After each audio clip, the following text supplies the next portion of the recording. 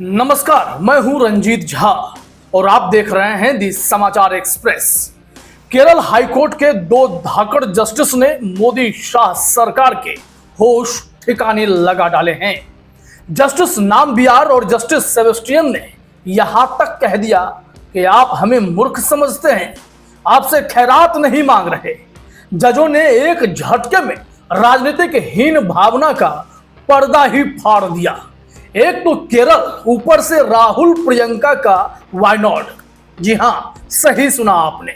वायनाड के पीड़ितों का नाम सुनते ही अपनी दरिद्रता का परिचय देने वाली मोदी सरकार की हाईकोर्ट जजों ने भारी फजीहत कर डाली है। वायनाड में 30 जुलाई 2024 को आए भयानक लैंडस्लाइड ने 400 से ज्यादा जिंदगियां ले ली थी। हजारों बेघर हुए थे। लेकिन क्या आप जानते हैं, केंद्र सरकार और बैंकों ने इन पीड़ितों के कर्ज माफ करने के नाम पर हाथ खड़े कर दिए। वहीं दूसरी ओर बिहार में एक झटके में 10,000 करोड़ रुपए महिलाओं के खातों में डाल देने वाली यह सरकार केरल के 35 करोड़ रुपए के कर्ज माफी के सामने कांप रही है। हाथ कांप रहे हैं इनके। केरल हाईकोर्ट ने तो केंद्र और बैंकों पर ऐसा प्रहार किया है कि सुनकर कोई बेशर्म ही होगा जो उन पीड़ितों की गरिमा की रक्षा नहीं करेगा। तो चलिए इस तीखी जंग की पूरी दास्तां समझते हैं। जरा कल्पना कीजिए, 30 जुलाई 2024 वायनाड के पहाड़ों पर प्रकृति का कहर टूटा। भूस्खलन ने चुराल माला और मुंडक्कई गांवों को तबाह कर दिया। 400 से ज्यादा लोग मिट्टी में दब गए, घर उजड़ गए, खेत तबाह हो गए। इन पीड़ितों ने बैंकों से कर्ज लिया था, घर बनाने के लिए, खेती के लिए, जिंदगी चलाने के लिए। लेकिन जब ये लोग तबाह हुए तो उनके कर्ज का बोझ उनके सिर पर ही रह गया।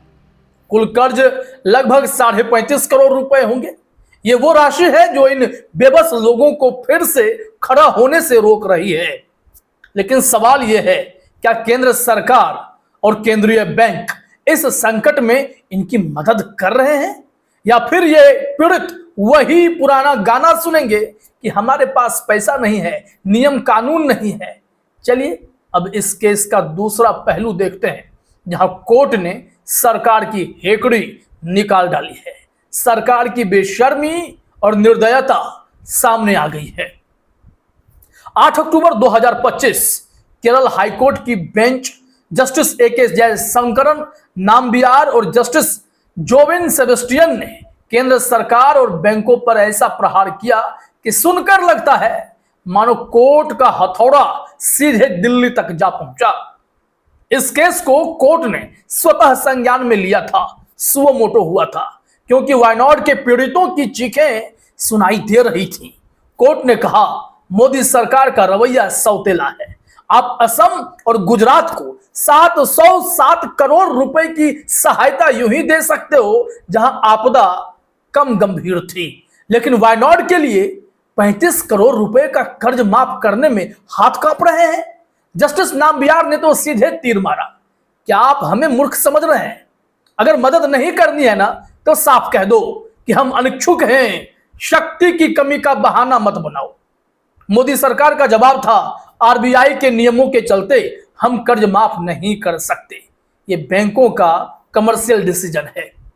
लेकिन कोर्ट ने इस बहाने को खारिज करते हुए कहा, RBI क्या है केंद्र सरकार के सामने? यह तो बहानेबाजी है, अनिच्छा है, आपकी असमर्थता कुछ नहीं है, आप बहानेबाज हैं। कोर्ट ने तो और तीखा वार किया, हमें आपकी भिक्षा की फिर जरूरत भी नहीं है। अगर आपके पास पैसे नहीं है तो कह दो ना कि आप दरिद्र हो। और बस इतना ही नहीं, कोर्ट ने बैंकों की कर्ज वसूली पर अस्थायी रोक लगा दी। 12 बड़े बैंकों, SBI, bank of Baroda, Canara bank को नोटिस जारी कर पूछा है, क्या आप कर्ज माफ करोगे या नहीं? अगर नहीं तो अब जवाब दो। यह वो लम्हा था जब कोर्ट ने केंद्र और बैंकों को आईना दिखा दिया, समझा दिया कि बेतुके बयान देकर आप सिर्फ राजनीतिक खुन्नस नहीं निकाल सकते हैं, वहां के लोगों को राहुल गांधी या प्रियंका गांधी के भरोसे तो नहीं छोड़ा जा सकता। सरकार की जब भूमिका होगी तो राज्य सरकार और केंद्र सरकार मिलकर ही रास्ता निकालेंगे। जब यूं ही आप करोड़ों लुटा सकते हैं तो क्या आप इतने कम राशि माफ नहीं कर सकते, कंपनसेट नहीं कर सकते? यह बड़ा सवाल उठा। अब बात करते हैं इसी हैरानी की जो हर किसी के जहन में है। एक तरफ बिहार है जहां केंद्र और राज्य सरकार ने मिलकर 1 करोड़ महिलाओं को 10,000 करोड़ रुपए सीधे खातों में डाल दिए। यह मुख्यमंत्री महिला सम्मान योजना, महिला रोजगार योजना, उद्यमी योजना जो कह लें, इसका हिस्सा है, जो महिलाओं को आत्मनिर्भर बनाने के लिए लाई गई है। 10,000 रुपए प्रति महिला, एक झटके में 10,000 करोड़ रुपए। अब इनसे कौन सा बिजनेस खड़ा होगा पता नहीं। पीएम मोदी ने खुद इसे लॉन्च किया और कहा यह महिलाओं के सपनों को पंख देगा। लेकिन उसी केंद्र सरकार से सवाल पूछा जाना चाहिए, अगर 10,000 करोड़ रुपए बिहार में एक झटके में दे सकते हो तो वाई नॉट के 35.5 करोड़ रुपए क्यों नहीं? ये तो आपकी जेब का एक छोटा सा कोना भर है। क्या वाई नॉट के पीड़ितों की जिंदगी बिहार की महिलाओं से कम कीमती है? कोर्ट ने भी यही सवाल उठाया, असम और गुजरात का हवाला दिया, क्योंकि वहां तो 707 करोड़ रुपए यूं ही दे दिए गए, लेकिन वाई नॉट के लिए हाथ खड़े कर दिए। यहां तो लगता है कि केंद्र सरकार का पैसा केवल वोट बैंक की राजनीति के लिए है, ना कि मानवीय संकट के लिए। बिहार में 10,000 करोड़ का ऐलान चुनावी माहौल में हुआ, लेकिन वाई नॉट का दर्द राजनीतिक फायदे से परे है। और शायद यही कारण है कि केंद्र की आंखें फेर ली गई हैं। अब सवाल उठता है, केंद्र सरकार और बैंक आखिर क्यों कतरा रहे हैं? केंद्र का तर्क है कि कर्ज माफी का प्रावधान है ही नहीं, और 2025 में डिजास्टर मैनेजमेंट एक्ट में बदलाव के बाद NDMA, national disaster management authority के पास भी यह शक्ति नहीं बची है। लेकिन कोर्ट ने कहा यह बदलाव कौन करता है? ये केंद्र सरकार की शक्ति से परे है क्या?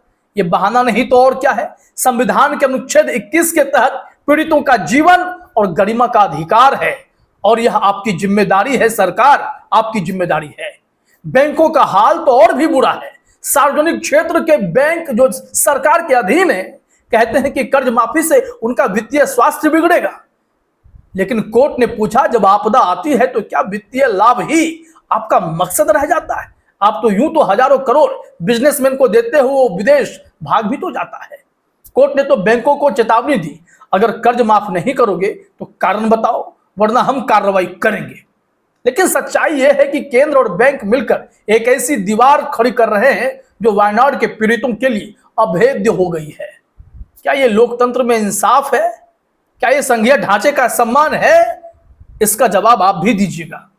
लेकिन यहां सवाल यह भी उठता है, राशि छोटी है, बहुत बड़ी नहीं है, बैंक का क्षेत्राधिकार है, राज्य सरकार कंपनसेट क्यों नहीं करती?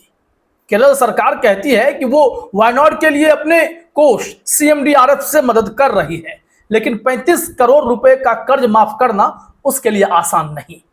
राज्य का कर्ज पहले से ही 3-4 लाख करोड़ रुपए है, और बिना केंद्र की मदद के ये बोझ उठाना मुश्किल है, क्योंकि आप जानते हैं कि जो लैंडस्लाइड के शिकार वहां लोग हुए, उनकी मदद फिलहाल तो राज्य सरकार ही वहां कर रही है। वो वैसे ही पैसा वहां इन्वेस्ट कर रही है ताकि लोगों की जिंदगियां पटरी पर आए।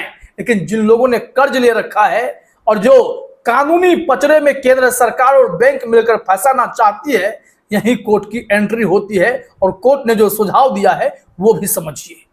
कोर्ट ने सुझाव दिया कि राज्य सरकार उन बैंकों के कर्ज माफ कर सकती है जो उसके नियंत्रण में है, लेकिन केंद्र के बैंकों के लिए केंद्र सरकार निर्भर है। सवाल यह है, क्या राज्य को अकेले ये जिम्मेदारी लेनी चाहिए? क्या केंद्र को अपनी जिम्मेदारी से भागना चाहिए? केरल सरकार का दबाव है कि केंद्र इस मसले को राष्ट्रीय मुद्दा बनाए, ताकि भविष्य में ऐसी आपदाओं के लिए भी कुछ नीति बदले। ऐसे पीड़ित लोगों के लिए दरवाजे बैंकों के खुले और सरकार पहल करे। किसानों की भी कर्ज माफी हो जाती है, लेकिन जो परिवार अपने सदस्यों को उस लैंडस्लाइड में खो दिया, कमाने खाने वाला खो दिया, तो उनके लिए राहत के दरवाजे क्यों नहीं खुलेंगे? लेकिन सच्चाई यह है कि वाई नॉट के पीड़ित इंतजार कर रहे हैं इंसाफ का, मदद का, जिंदगी का। केरल हाईकोर्ट ने अपनी भूमिका निभा दी है, लेकिन अब गेंद केंद्र और बैंकों के पाले में है। क्या वो करीब 35.5 करोड़ एक अनुमानित कर्ज की हम बात कर रहे हैं, यह चुकाकर इंसानियत दिखाएंगे या फिर बिहार की तरह वोट बैंक की राजनीति को प्राथमिकता देंगे? आपकी राय क्या है? कमेंट में हमें जरूर बताइए। क्या केंद्र को वायनाड के लिए कदम उठाना चाहिए? और हाँ, इस वीडियो को लाइक कीजिए, शेयर कीजिए और चैनल को सब्सक्राइब करना ना भूलें, क्योंकि हम ऐसे ही तीखी लेकिन जन सरोकार की खबरें भी आपके सामने लगातार लाते रहेंगे। मिलते हैं अगले वीडियो में, तब तक के लिए जय हिंद, जय भारत, नमस्कार।